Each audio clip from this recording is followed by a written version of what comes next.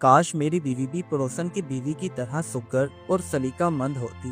गांव में रहने वाला एक आदमी अक्सर सोचता था कि काश मेरी बीवी भी पड़ोसन की बीवी की तरह सलीकाशार होती, साफ सुथरा घर रखती, नर्म लहजा होता। मगर एक दिन यही सोच उसके लिए ऐसा सबक बनी जिसे सोचकर वो खुद भी हैरान रह गया।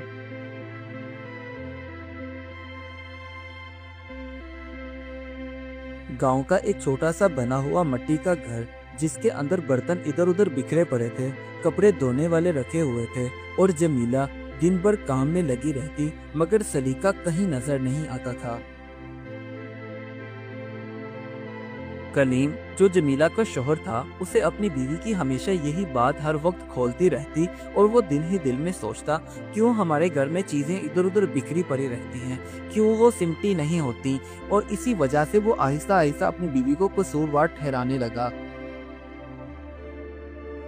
कलीम और जमीला की पड़ोसन रिदा, जो बिल्कुल उनके सामने वाले घर में रहती थी, उसके घर में सब कुछ सलीके से रखा हुआ था, चमकता हुआ सहन था और तरतीब से सारा सामान रखा हुआ था। कलीम जब भी अपने घर चारपाई पर बैठा इधर उधर बिखरी हुई चीजें देखता तो मुवाजना करने लग जाता कि साथ वाले पड़ोसी की बीवी कितनी सुगर और सलीकाशार है और एक मेरी बीवी है जो काम करे भी तो लगता है कि उसने कोई काम ही नहीं किया। और जमीला बेचारी सारा सारा दिन कामों में उलझी रहती, बच्चों को संभालती, घर को देखती और कामों में उलझी रहती। उसे वक्त ही नहीं मिलता था कि हर चीज को करीने से रख सके। घर में बिखरे हुए सामान की वजह से कलीम अपने घर में वक्त गुजारने की बजाय दोस्तों के पास चला जाता और वहां जाकर भी वो अपनी बीवी के ही गिले करता कि मेरी बीवी सलीकामंद नहीं है, वैसे तो काम करती है मगर समझ नहीं आती कि क्या करती है और कैसे दिन गुजारती है। जमीला बेचारी को जब ये बात पता चली कि उसका शौहर कलीम बाहर जाकर अपने दोस्तों में उसके गिले शिकवे करता है और कहता है कि मेरी बीवी को बिल्कुल भी सलीका नहीं है, ये सुनकर उसका दिल बर्दाश्त हुआ, मगर फिर भी उसने काम न छोड़ा, वो अपने कामों में ही लगी रही। उधर रिदा गांव के सब लोगों से हंस हंस कर बातें करती और चेहरे पर मुस्कुराहट भी रखती, जिसकी वजह से गांव वाले उसे मिसाली औरत समझने लगे और लोग कहते कि बीवी हो तो रिदा जैसी।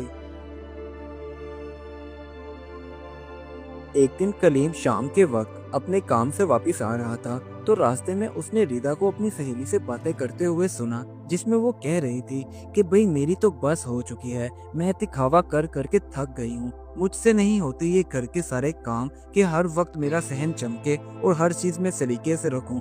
मैं थक गई हूँ, रात को जब सोने के लिए जाती हूँ तो बदन थकन के मारे टूट रहा होता है, बस भी बस अब नहीं। क्योंकि रिदा बेचारी सारा सारा दिन काम करती और बस इसी दौड़ में लगी रहती कि अपने घर को बेहतरीन दिखाऊं। यही दबाव उसका सरदर्द बनता जा रहा था कि मेरे काम में गलती की जरा सी भी गुंजाइश ना हो।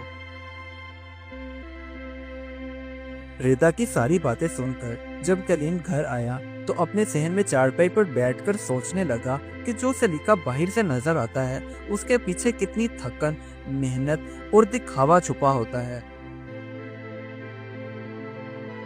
अब अगले दिन सुबह के वक्त कलीम काम पर नहीं गया और चारपाई पर बैठा सारा दिन अपनी बीवी के कामकाज देखता रहा कि किस तरह वो सारा दिन बिना आराम किए घर के कामों में मसरूफ है और कम वसाइल में सब कुछ संभाल रही है, वो भी बिना किसी शिकायत के। पहली बार कलीम को जमीला का एहसास हुआ और उसने अपनी बीवी का कामों में हाथ बटाना शुरू किया। अब उसके साथ झाड़ू, बर्तन सब कुछ साथ मिलकर करवाता। शौहर में ये बदलाव देखकर जमीला हैरान तो थी मगर दिल ही दिल में खुश भी थी कि आखिरकार मेरे शौहर को एहसास हो ही गया और अब वो कम से कम मुझे ये तो नहीं कहेगा कि तुम सारा सारा दिन करती ही क्या हो। हर गुजरते दिन के साथ साथ अब कलीम का घर आहिस्ता आहिस्ता साफ सुथरा और सलीकेमंद नजर आने लगा, क्योंकि काम करने वाले हाथ अब 2 नहीं बल्कि 4 हो चुके थे। अब कलीम अक्सर अपना फारिग वक्त घर में अपनी बीवी और बच्चों के साथ गुजारता, उनके साथ बैठता गप्पे लड़ाता और साथ मिलकर खाना खाते। इसी वजह से उनका घर आहिस्ता आहिस्ता सुकून का गहवारा बनता जा रहा था। उधर रिदा, जिसकी कोई औलाद नहीं थी और उसके शौहर ने दूसरी शादी कर ली थी, आखिरकार उसने भी सीख लिया कि हर चमकती चीज सुकून की निशानी नहीं होती। अब कलीम और जमीला के घर मोहब्बत और समझ दोनों आ गए थे, और यही असल सलीका था जो कलीम हमेशा से अपने घर में चाहता था। इस कहानी से हमें ये सबक मिलता है, सलीका सिर्फ सफाई का नाम नहीं, ये एक दूसरे को समझने से आता है, क्योंकि मवाजना रिश्तों को तोड़ देता है, जबकि साथ देना जिंदगी को खूबसूरत बना देता है। Do like my videos and don't forget to subscribe my YouTube channel. Also press the bell icon.